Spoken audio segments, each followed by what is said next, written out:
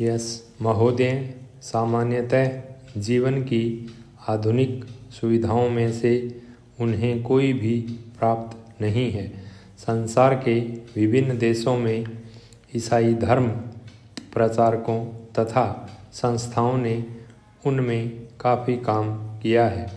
उन्होंने उनमें शिक्षा का प्रसार किया है और उनकी रहन सहन की स्थिति में भी सुधार करने में काफ़ी सहायता की है।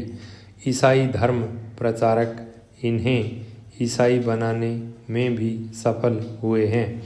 आसपास की जनसंख्या में घुल मिल जाने की एक अन्य अज्ञात और संभवतः अदृष्ट क्रिया भी बराबर चलती रही है और विशेषतया जिन प्रदेशों में वे रहते हैं उनके छोर वाले क्षेत्रों में आज भी ऐसे लोग बसे हुए हैं जिनमें से अनेक किसी न किसी समय वहाँ की आदिम जातियों की जनसंख्या के भाग अवश्य रहे होंगे, किंतु वे लोग उस प्रदेश के समाज में इस प्रकार आत्मसात हो गए और घुल मिल गए हैं कि अब यह संभव नहीं कि उन लोगों को वहाँ के अन्य लोगों से अलग पहचाना जा सके। मेरा अपना यह विश्वास है कि आदिम जातियों और अन्य भारतीयों के बीच बहुत काफ़ी रक्त अभिमिश्रण हुआ है और यदि कोई यह कहे कि उदाहरणार्थ तथाकथित बिहार के हिंदुओं की उच्च जातियों में से अनेकों में ऐसा अभिमिश्रण नहीं हुआ है तो वह सचमुच में ही अनुचित साहस करने का दोषी होगा। ऐसे लोगों का अभाव नहीं है जो अपने स्वार्थ के लिए इन लोगों के शिक्षा में पिछड़े होने के कारण इनका शोषण करने में रुकते नहीं।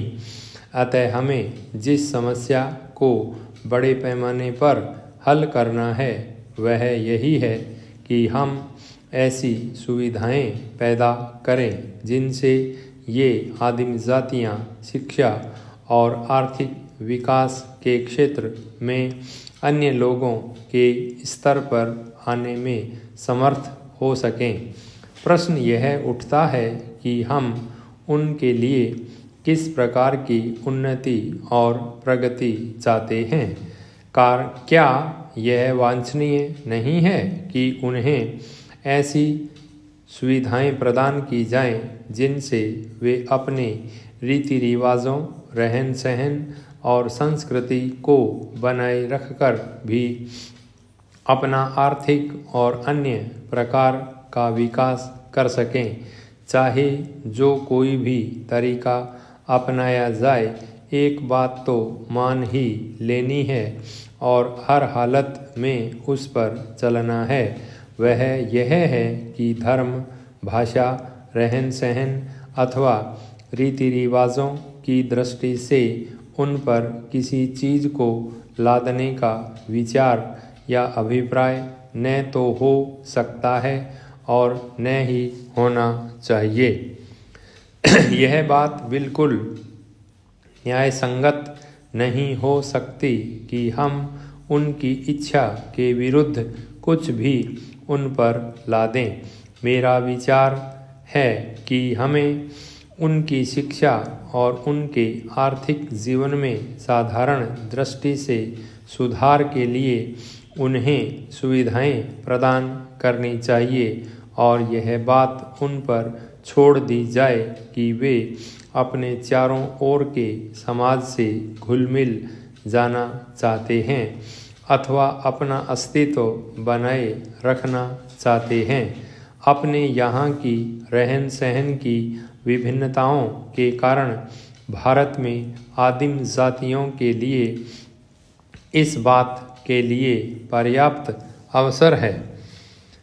सभापति महोदय, स्त्री के शोषण से उद्वेलित और उसके आर्थिक तथा सामाजिक हितों की रक्षा में सभी लोग आज यह मानकर चल रहे हैं कि भारतीय स्त्री के चारों ओर यदि कानून का ऊंचा घेरा डाल दिया जाए तो वह बहुत कुछ सीमा तक शोषण से मुक्त तथा सुरक्षित हो जाएगी। यकीनन कानून की सत्ता के प्रति इनकी गहरी आस्था यह संकेत देती है कि अनेक कानूनी अधिकारों से वंचित होने के कारण ही भारतीय स्त्री उत्पीड़ित और शोषित है। इनके पास उनकी बहुत सी समस्याओं का सीधा साधा समाधान है। कानून के रामबाणों का निर्माण। इन रामबाणों के हाथ में आते ही भारतीय स्त्री सबल और सक्षम हो जाएगी।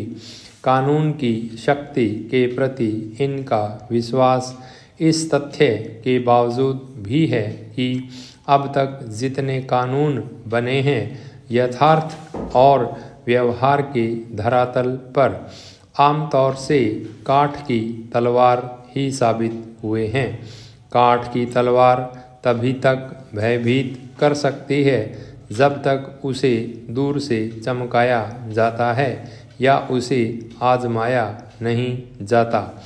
इसके भरोसे जो स्त्री संघर्ष में विजयी होने का स्वप्न देखती है उसे यह स्वप्न बहुत महंगा पड़ता है। कानून की पुस्तकों में बताए अधिकारों को जीवन के यथार्थ में उतारने के साधन सामान्य भारतीय स्त्री के पास नहीं है। जो मुट्ठी खाली है कानून भी उस मुट्ठी के बाहर रहता है। इसके साथ समय और शिक्षा का अभाव और जुड़ जाता है। भारतीय स्त्री की लाचारी मूलतः साधनों की लाचारी है। इसलिए उसके पक्ष में बनाए गए कानून भी उसके जीवन को नई दिशा देने में तब तक असफल ही रहेंगे जब तक भारतीय स्त्री साधन संपन्न नहीं हो जाती। शोषण के कई मामले ऐसे भी हैं जिनसे भिड़ने का रास्ता कानून के पास भी नहीं है। अविवाहित स्त्री का परिवार द्वारा सम्मिलित शोषण इस प्रकार के शोषण का सबसे अप्रिय उदाहरण है। दिलचस्प बात यह है कि इसमें शोषण पुरुष समुदाय के साथ साथ स्त्री का योगदान लगभग बराबर का ही होता है। आज़ादी के बाद के दशकों की तुलना हम आज करें तो एक नए समाज का रूप उभर कर सामने आता है। शहरी निम्न मध्यम वर्ग और कुछ सीमा तक मध्यम वर्ग में भी शिक्षित अविवाहित स्त्रियों की संख्या लगातार बढ़ती जा रही है, किंतु इस वर्ग में अविवाहित स्त्रियों की बढ़ती संख्या को नारी मुक्ति के साथ जोड़ना सरासर गलत होगा।